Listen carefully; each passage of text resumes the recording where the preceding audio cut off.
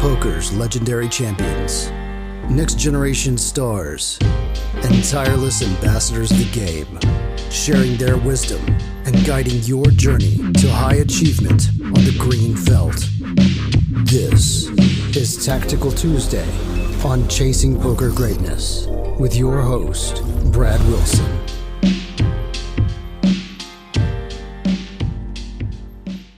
Welcome to another episode of Tactical Tuesday. As always, this is your host, the founder of ChasingPokerGreatness.com, Coach Brad Wilson. I am joined by John once again. What's up, John? How's it going, Brad?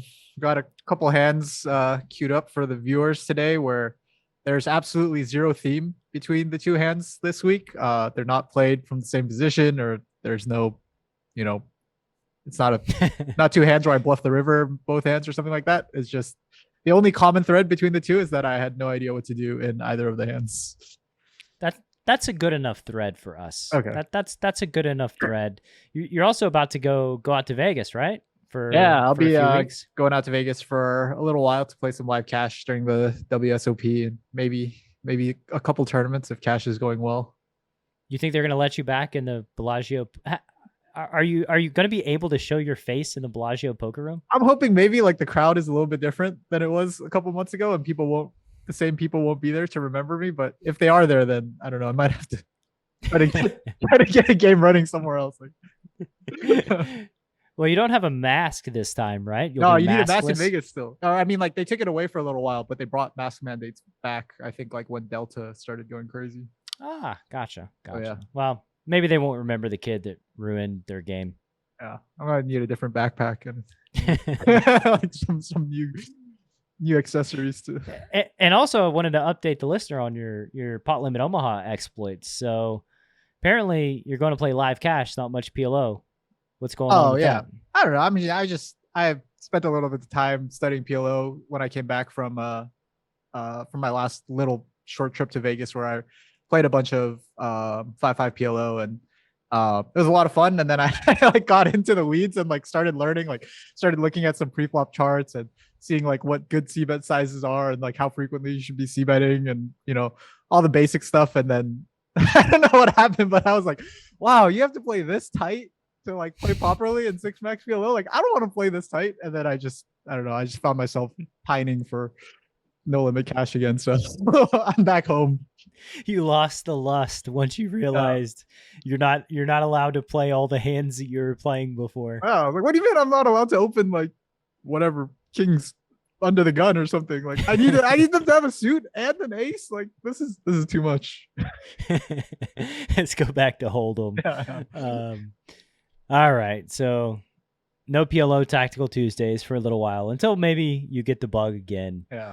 Try to get like a round and round started. Maybe that'll be good. All those games just evolve into people just wanting to play only PLO though, because the PLO round ends up being so much bigger and looser than the no limit round that like after a couple hours, I've just found that those half and half games, like everyone's just like, yeah, why don't we just play PLO instead of like this one round of, Yeah, or this one poker. Silly ass round of Hold'em. Yeah. Exactly. All right, so let's dive into this hand with a thread of you don't know what on earth you're doing. So you've got an ace and a 5, which is typically a good hand. Yeah.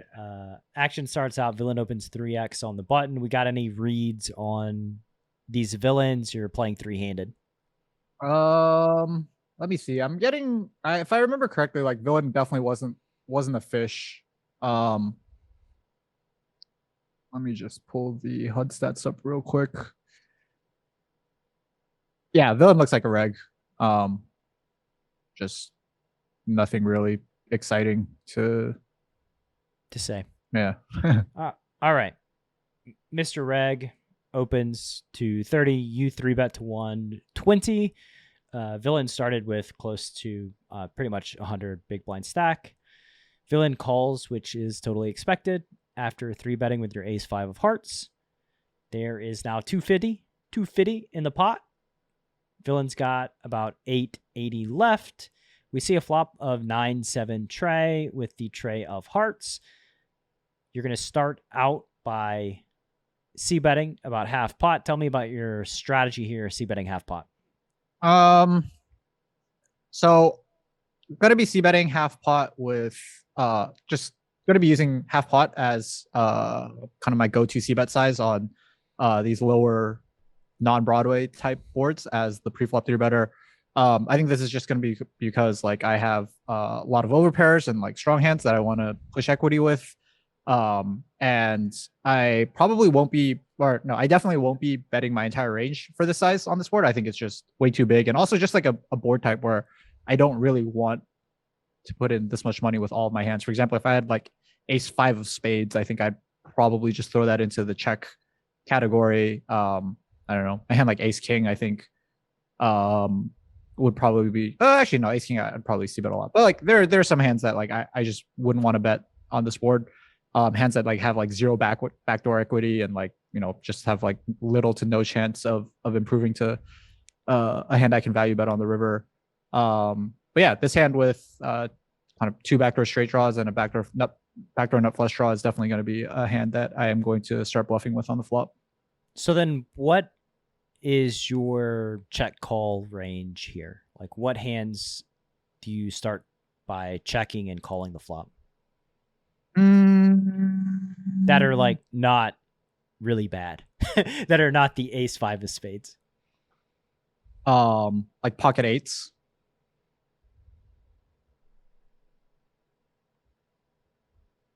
No overpairs. I think most of my overpairs that I decide to check, like I think aces would be one of the hands that I decide to check. I'd probably start check raising. I'd be really tempted to just check raise almost all of them. If I was going to trap with one, it would probably be aces. But even that one, I think in game I'd just be really tempted to just check raise it on the flop. Maybe that's a mistake though. I mean, just listening to you describe your strategy here, it feels like when you check, you're just overfolding everywhere across the board. Like if you check call the flop, you're just overfolding everywhere. So like I would certainly think about that. I think your 7Xs are probably pretty natural check calls, like 7-8 suited or 6-7 suited. I don't three bet those small blind versus button though. I don't have a lot of 7X or maybe any 7X small blind versus button. Do you have any 9X? Yeah, I have ace 9 suited, 9-10 suited, jack 9 suited, king 9 suited. Yeah, maybe the 9X you can start checking with as well. Yeah. Weak 9X. Okay, sorry. Yeah, that's a category of hand. Like my weakest 9X for sure would be a check call. Like my 9-10s and jack 9s for sure. Okay. Yeah, maybe just all of like, them. Maybe you're right. Maybe all of them should just go in the check call bucket. I mean, it's kind of the same thing as it's not that different from having eights. Yeah, I don't think you're going to be checking here like with the strategy you described. I don't think you're going to be checking here that frequently because there are 3 different suits on the board. So like all of your suited hands, the only ones that you're checking with are the spades. So like ace, king, king, queen, king, jack, king 10, queen, jack, queen 10, jack 10 of spade. Actually, jack 10 is probably betting because you have a gut shot with overs. Yeah. So those are checking. Ace 5 of spades is checking. Then your ace kings and your ace queens. You're going to have a fair amount of those combos. Do you bet your ace king with backdoors? I think that would be the one that I'd probably bet is just like the ace king with like backdoor whatever flush draws and then check decide based on the button sizing with all my other combos of ace king and ace queen. Yeah. It just feels like to me you're checking based on the strength of your hand. Yeah. Like you're just basically checking all your weak hands, your weakish hands, and then betting your strong hands. Yeah. Now that I say that out loud, it does sort of feel like what you said, like my checking range is just going to be like, you're going to be able to run over my checking range on this board, but it doesn't feel like it. That is what's going to happen. Like that just is. And then if you like check raise your aces, well, then your check call range is just not good either. Yeah.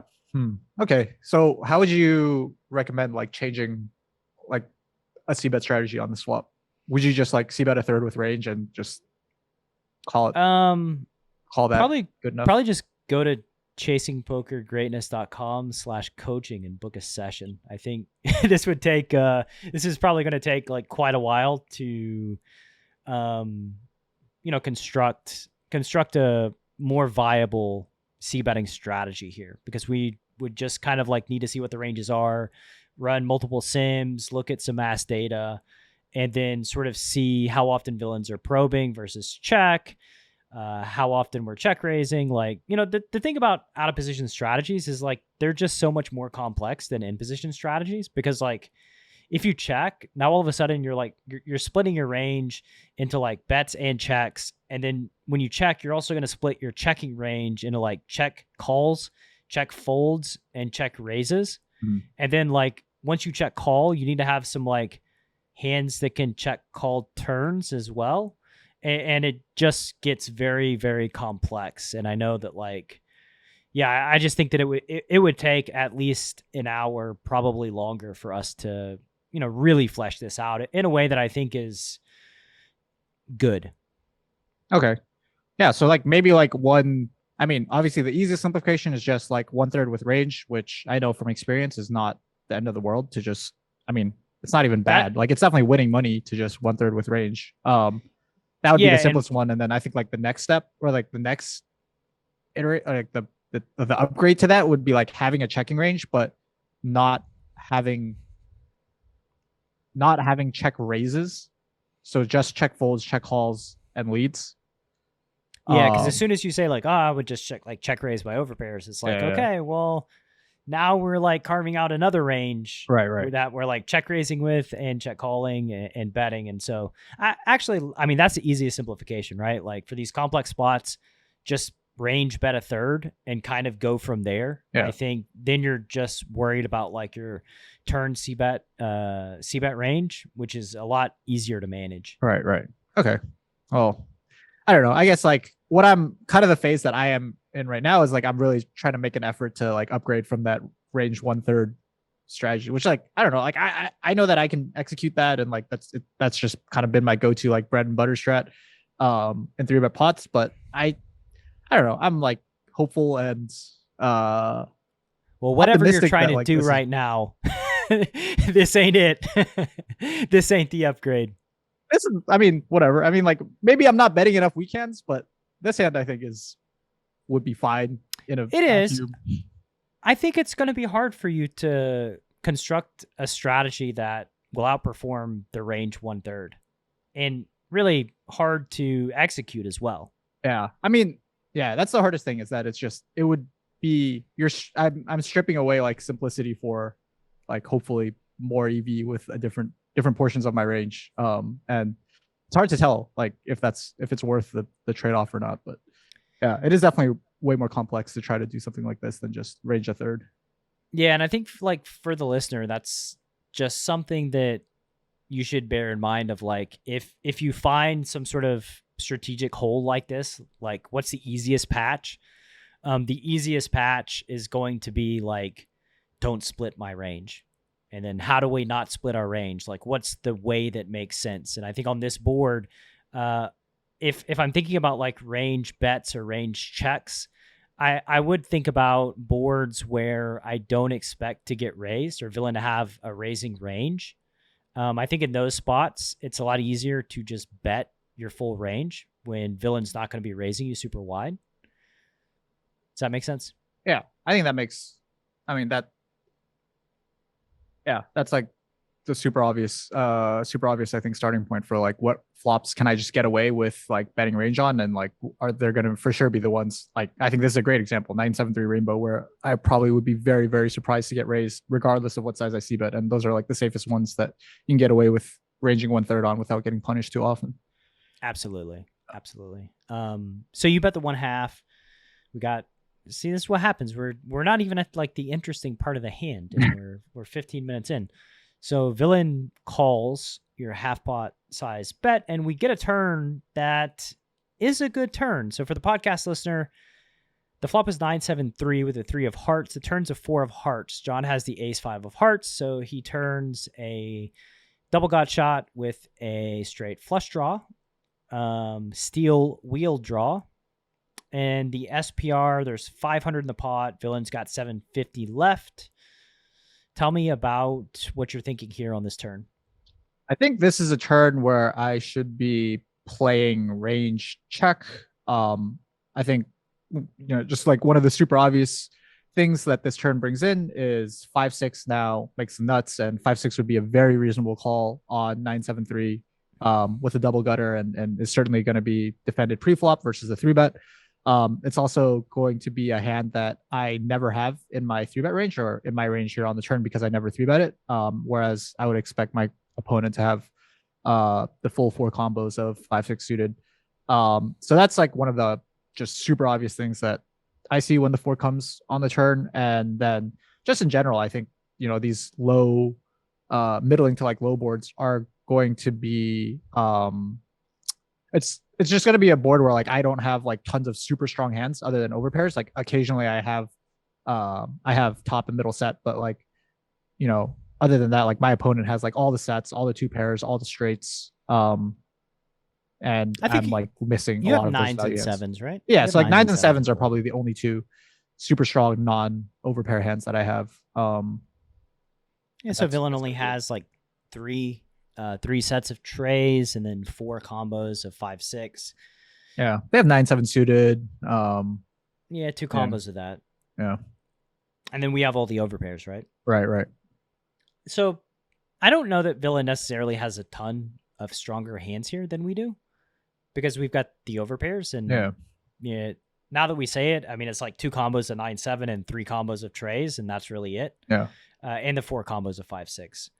But with SPR of 1.5, I think that I like checking range because, there's effectively 1 big bet left, and we've got 2 streets to play. And I like giving Villain an opportunity to stab on the turn with all of my value hands. And if the turn goes check, then Villain's going to have typically a high concentration of bluff catchers that we can just rip the river. So like if turn goes check, and then on like whatever river, we can basically just 1.5x jam our aces, kings, queens, 9s, 7s, those type of hands. So yeah, with basically 1 bet left, I think I just check range here for all those reasons. Right. And then you would, versus if you check range on this turn and then you face the stab from the button, this would be one of your check jams along with some of those super strong hands that you mentioned, value betting on the river. What's interesting is I don't know that jamming ace 5 of hearts is necessarily beneficial. Yeah. Do we ever fold out better? Yeah, I think like we just have the best hand very often with ace 5 high. Mm-hmm. So I think I just check call, because I think if I am going to check jam, it's going to be a hand like, jack 10 of hearts. Right. Or 10-8 of hearts if I have that in my 3-betting range. Yep.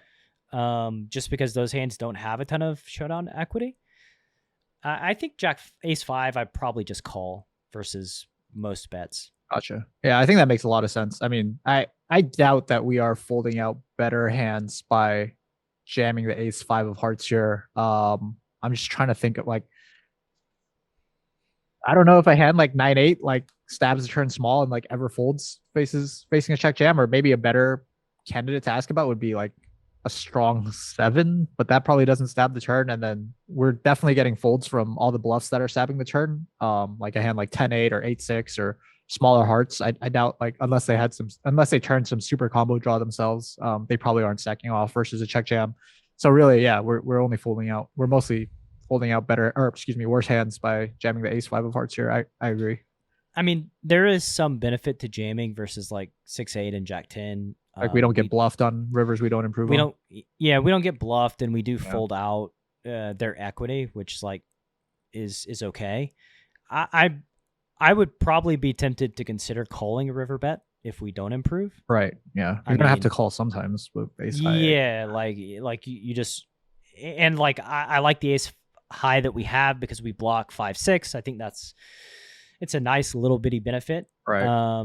So yeah, like I'm probably looking to like call the turn and then most likely just call the river, because if we don't fold out the jack tens, the 10-8s, the 6-8s by jamming, then they just have more available hands to bluff with on the river, where we're just going to have to call more often. Yeah. Yeah. That makes sense. So yeah, those are kind of my thoughts here on the turn. Yeah. Villain chooses a sizing that I don't think it's supposed to be a sizing. Maybe it is. I don't know. Like they go 3/4 on the turn. So 346 into 500. They leave themselves with $408 back.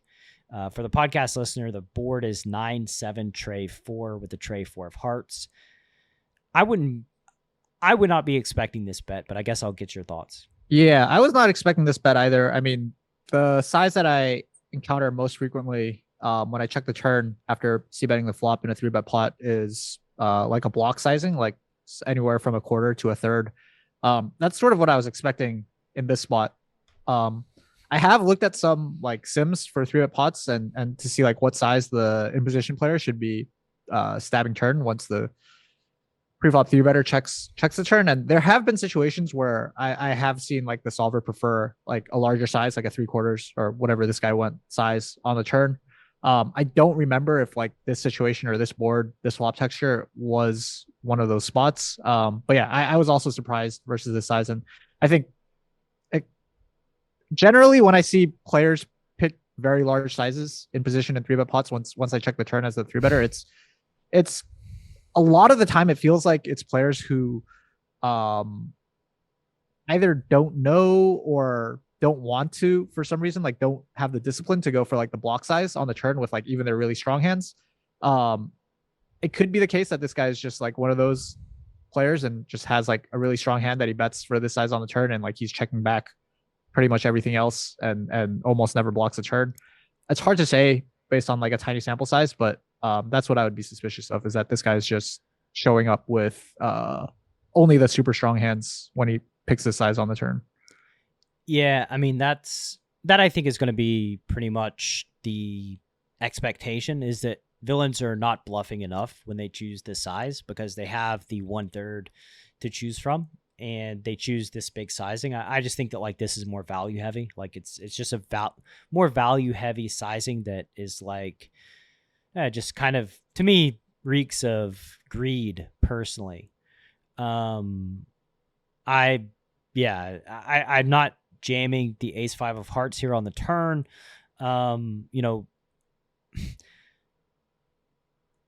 It's a polarized size, and we actually have a hand that does bluff catch fairly well. So I think like calling is probably okay.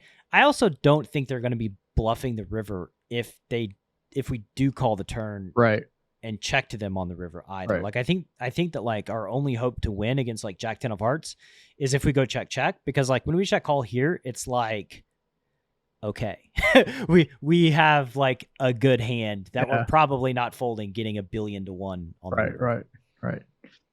Well, turns out I have one of the hands that I would fold, getting $1 billion to 1 on the river. I do call this bet, by the way. I did. What have do you do like, with aces here on the turn? Yeah, that's a good question. I mean, like, I think aces is like one of the hands that I would like, if there was an overpair that I'd be tempted to trap versus the size, it would definitely be aces. I think maybe a slightly better question is like, what do I do if I hand like kings, queens, jacks, tens? And I think like I just, call it like lack of discipline or whatever, but I would just be overwhelmingly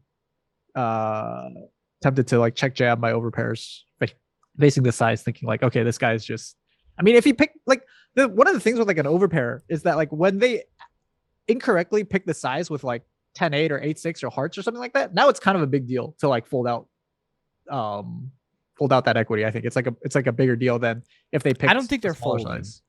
Yeah, or whatever, or stack them, like get them to just like commit the rest of their stack. Either way, like I think it's a way.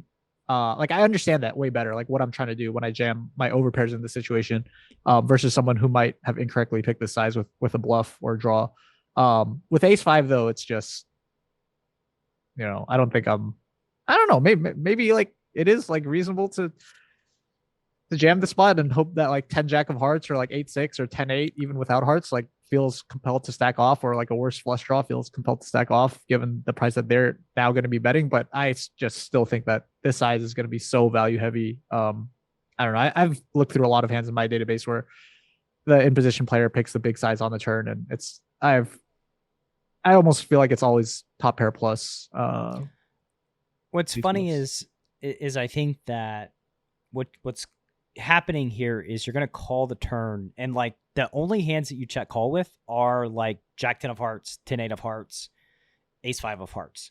Yeah. everything else you're just jamming. Yeah. Which is probably not good if villain knows what's going on, but like it's a hard thing for them to know. But again, I guess think about my strategy, because this path that you've chosen, yeah, you don't have a lot of, you just have one really category of hand that you check call the turn with. Well, I didn't pick this path. This guy made the path with this size. This was not the path that I wanted. I did not choose this. Yeah, he put you on this path. Yeah, exactly. And I think that's why, like, that's sort of the argument, I guess, for just check raising all in once you face this size, because like, at least if you're check raising all in, then you've got some hands like this, you've got your overpairs, and you don't have to carve out like another check call range. But I think that like the way that it went down, I'm actually just totally cool with check calling the turn here, given that I think villains that are bluffing, we've got enough equity to continue. The real question, just another one before, this hand's like going way over our normal hand number one time allotment. But if you make a flush on the river, do you just jam or do you check? Because you do end up calling the turn. And so there's like 1,200 in the pot. Villain's got 400 left. You don't get there on the river, unfortunately. Sorry, Tactical Tuesday listeners that were hoping for us to get there. We don't get there. But if you did, yeah, you like, just let's imagine I had Jack 10 of hearts. Yeah. Yeah. Do I just jam the river?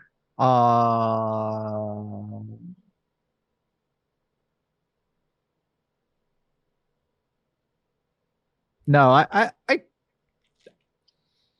don't think I would jam the river in game. I think like let's just take out the Jack 10 of hearts. Let's just stick with the exact hand that I have for now, Ace 5 of hearts. I think that the river that I'd be most tempted to jam is the 6. Just it brings in the 4-liner and maybe like some super strong hands that the button has now that like might have value bet. Another river does not go for a value bet on a 4-liner. I think on a deuce or a heart though, I would probably just check the river again and hope that either they stick it in with both their value, and if they ever show up with a misdraw, one of those as well. Yeah. And if they just check back like 2 pair set, then oh my god, yeah, that would be a disaster. Like if on like a brick river they check back 2 pair set, then yes, that would just totally convince me that I should just be jamming every single time I get there, regardless of how I get there. Or how scary heart river, I think, is the biggest one. Like a heart river, if they check back like on a heart river, then that's like, ugh. Yeah. But we don't know. We'll never know because we don't get a heart. Unfortunately, we do check villain jams and we fold our Ace 5 on the 8. Not much bluff catching possibility here with our Ace high. Considering the 8 completes just like everything. Yeah. And villain shows a hand that I think is very natural. And that's another part of this too, is like whenever villains sort of find this line and put you in it, it's like last week, right? Where they found the double check raise with a set. It's just very natural that they find it with a set because that's the hand. That's it. That's an easy hand to find it with. It's much more difficult to find it with like the 2 pairs and stuff like that. And right here, they just show a set of 7s, which is like, oh, this is just a very natural hand that finds this path that should be, somewhat rare or unexpected. And I think that like whenever you find yourself at a decision point, more often than not, when villains find a rare path, they always find it with their value, right? Like they're always going to find it with their value because it's very obvious. It's easy to go out on a limb, use a weird size when you've like got a set. It's much more difficult to find it when you have like, Queen Jack of diamonds or something like that. Yeah. Yeah, I think you're the hand from last week that you're referencing, the double check raise hand, is like the perfect example. Like it's really scary to double check raise or try a double check raise with a bluff, but when you have a set, it's like whatever. What's the worst that could happen? You know, I'm just having nuts. Didn't help me any that like the week before I like double check raise with this. That was really funny that we had those back to back weeks. Yeah, internally biased by my own play. Yeah. Okay, so this hand number one, a gargantuan 30-minute long Tactical Tuesday. This might be the record for Tactical Tuesday hands. Stick around after the break. John's going to be clueless once again, have no idea what to do. We'll try to help him out. We'll see. Stick around. In a world where a fish donk bets the flop, and you don't know what to do, one man, Coach Brad Wilson, has a surefire plan to neutralize flop leads and rip that dunk to shreds. Nuffle. Available now.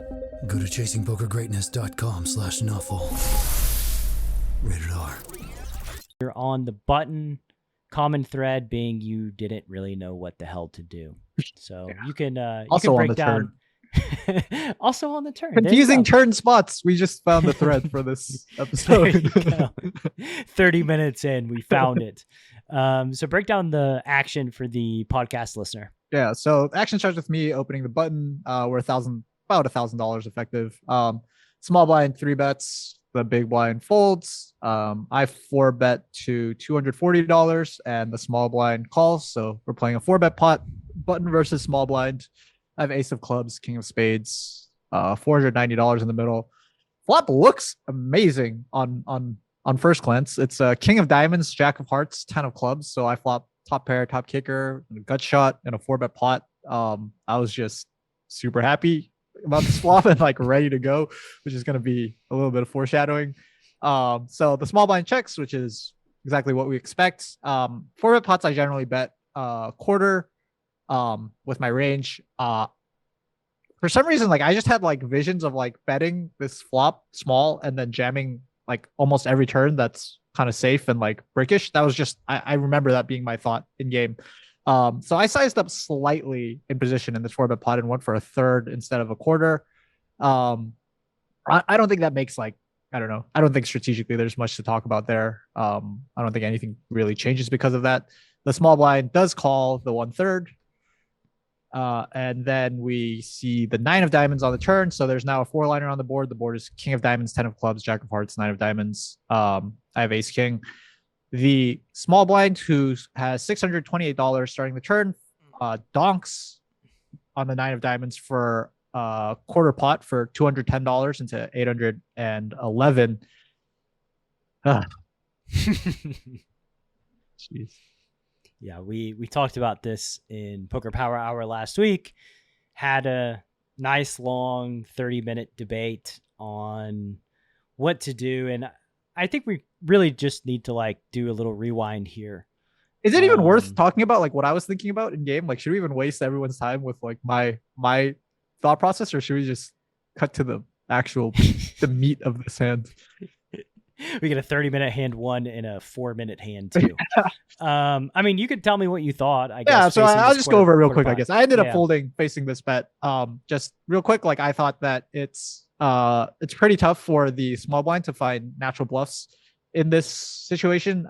Like one of the only hands I could think of is a hand like ace-5 of diamonds that like floats the flop pretty light and also does not jam pre-flop. It's like one of the hands that I would expect to be one of the slam dunk pre-flop bluff jams. It would also have to, again, like I said, call the flop fairly light and then find this lead.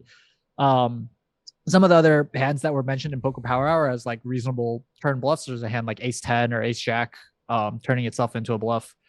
That's even more, I think, unnatural than a hand like ace-5 of diamonds. Like it's tough for me to imagine someone finding the turn donk with that hand.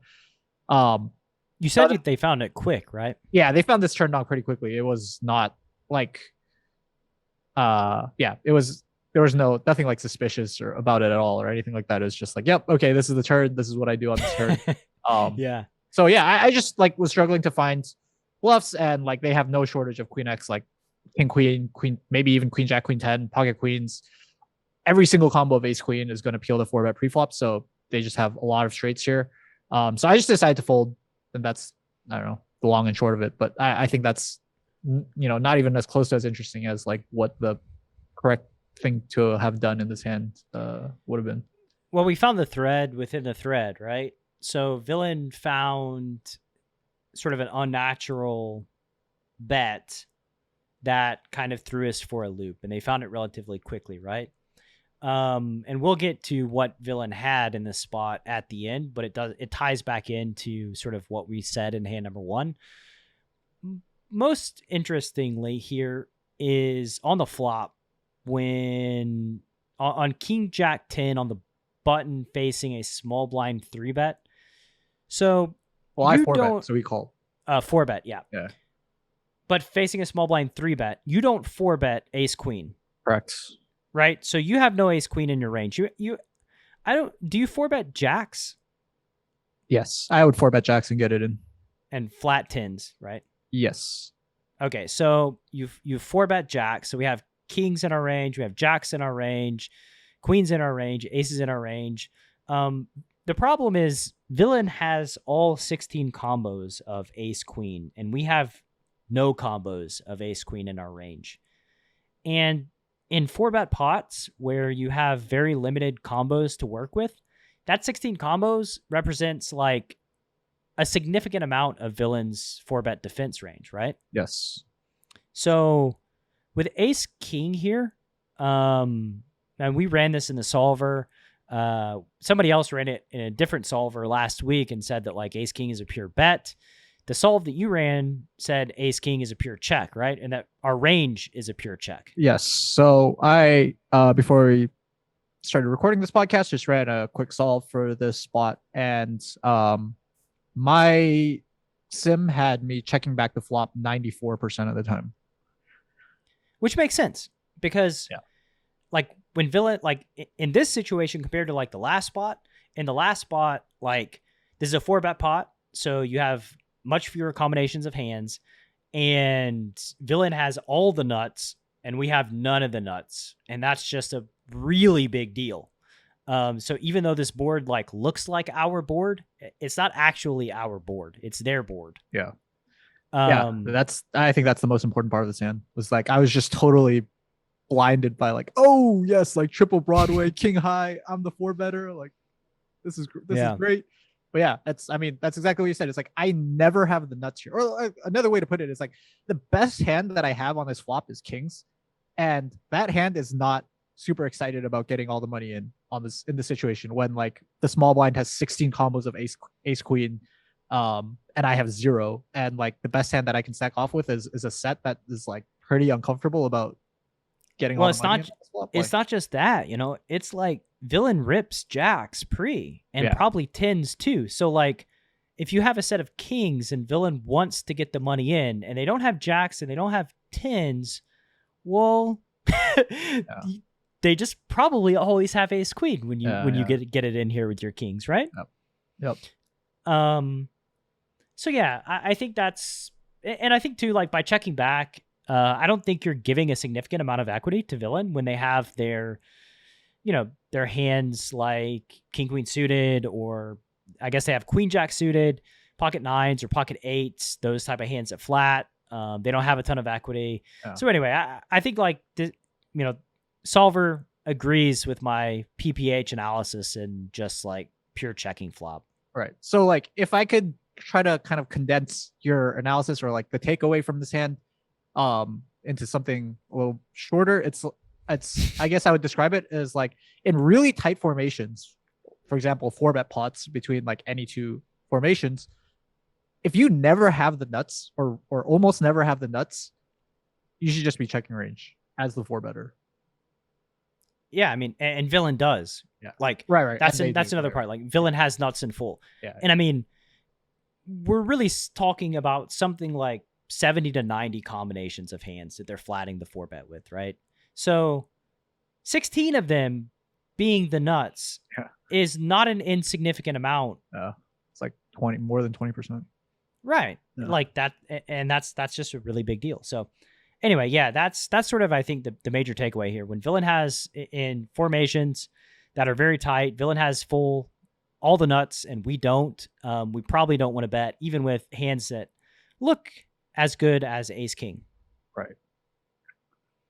And now we can just go back to the turn in the way that this hand went down. So villain led a quarter, you folded, and tying back into what we talked about in the first hand, when opponents use an unnatural line, it's much easier for them to find it with their good hands. And villain does end up having a queen, so they have queen jack of spades. And I do think that ties right into our first hand, nice and neat. We can wrap this sucker up, put a bow on it. Yeah. I much prefer when villains find weird lines, they probably have it over John didn't know what to do in either of these hands as the unifying theme.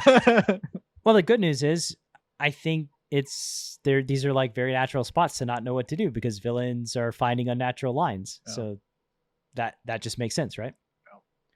Yeah. All right. So nice. We only lasted 10 minutes in this second hand. So thank you for listening to this episode of Tactical Tuesday. If you haven't joined the Chasing Poker Greatness VIP newsletter, invested in the courses, done all the things to support what me and John do here on Tactical Tuesday and what I do 3 other days a week on the Chasing Poker Greatness podcast, get in there, upgrade your cash games, make more monies, all the things. And then what's left for them to do, John? Come back. See us next week. Thanks for listening to Chasing Poker Greatness. You can subscribe on Apple Podcasts or on your favorite podcast app. Go to chasingpokergreatness.com to get the newsletter. Join the Greatness Village community, book a coaching session, or dive into the latest data-driven poker courses. Follow the show on Twitter @CPG Podcast.